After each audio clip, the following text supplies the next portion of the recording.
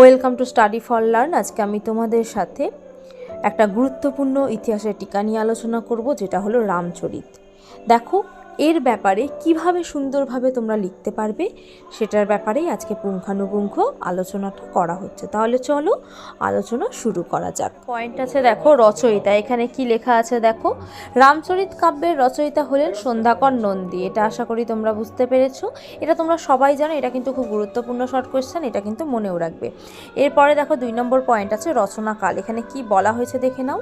পাল রাজা রামপালের ছেলে মদন পালের শাসনকালে আনুমানিক 1143 থেকে 1161 খ্রিস্টাব্দে কবি সন্ধ্যাকর নন্দী রচিত রামচরিত কাব্য রচনা করেন। তাহলে এটা বুঝতে পেরেছো, এটা পাল রাজা রামপালের ছেলে মদন পালের শাসনকালেই কিন্তু এই রামচরিতটা রচনা করেছিলেন সন্ধ্যাকর নন্দী। এর পরের পয়েন্ট আছে দেখো, রামচরিতের কাহিনী। এখানে কি লেখা আছে, রামচরিতের কাহিনী রামায়ণের কাহিনী অনুসারে লেখা হয়েছে। এটা বুঝতে পেরেছো।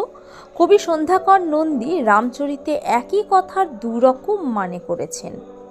কি সব মানে করেছেন সমস্ত কিছু বিস্তারিতভাবে আমরা জানবো। চলো এরপরে আমরা সেগুলো জেনে নিই। দেখো এখানে পয়েন্ট আছে নায়ক। এখানে কি লেখা আছে, রামচরিতের নায়ক হলেন পাল রাজা রামপাল। তাহলে এটা মনে রাখবে যে রামচরিতের প্রধান চরিত্র কিন্তু ছিল রামপাল। এবার দেখো আছে পয়েন্ট কাহিনী। এখানে কি লেখা আছে, রামায়ণের মূল কাহিনী হলো রামের সীতা উদ্ধারের কাহিনী। এটা তোমরা সবাই জানো। কবি সন্ধ্যাকর নন্দী এই কাহিনীর সঙ্গে মিল রেখে বরেন্দ্রভূমি উদ্ধারের কাহিনী বর্ণনা করেছেন। এজন্য পাল রাজা রামপাল রামের সীতা খোঁজার মতো বিভিন্ন সামন্ত রাজাদের সমর্থন জোগাড় করার জন্য বনে জঙ্গলে ঘুরে বেরিয়েছেন। বিভিন্ন সামন্ত রাজাদের সমর্থন নিয়ে বিদ্রোহী কৈবর্তদের হাত থেকে পিতৃভূমি বরেন্দ্রকে পুনরুদ্ধার করেছিলেন। তাহলে এটা বুঝতে পেরেছো যে কিভাবে এখানে রামপাল তার সীতার সাথে তুলনা করে নিজের বরেন্দ্রভূমিকে দেখতেন। কারণ রামের খুব প্রিয় মানুষ ছিলেন সীতা। সীতাকে উদ্ধারের জন্য তিনি কিন্তু বন জঙ্গল সমস্ত জায়গাতে ঘুরে ঘুরে সমস্ত কিছু তথ্য সংগ্রহ করেছিলেন, কিভাবে সীতাকে রক্ষা করা যায়, পুনরুদ্ধার করা যায়। ঠিক তেমনভাবেই কিন্তু রামপাল এই কৈবর্তদের হাত থেকে তার পিতৃভূমিকে রক্ষার জন্য বনে জঙ্গলে ঘুরে ঘুরে সামন্ত রাজাদের সমর্থন জোগাড় করেছিলেন সেই বরেন্দ্রভূমির পুনরুদ্ধারের জন্য। এটা এখানে বলতে চাওয়া হয়েছে। এর পরের পয়েন্ট আছে দেখো, রামচরিতের কাহিনীর সঙ্গে মিল। এখানে একটু ভুল হয়ে গেছে, রামচরিতের কাহিনীর সাথে মনে রাখবে রামায়ণের মিল আছে। তো এখানে এই পয়েন্টটা তোমরা রামায়ণের কাহিনীর সঙ্গে মিল দিলে আশা করি ভালো হবে।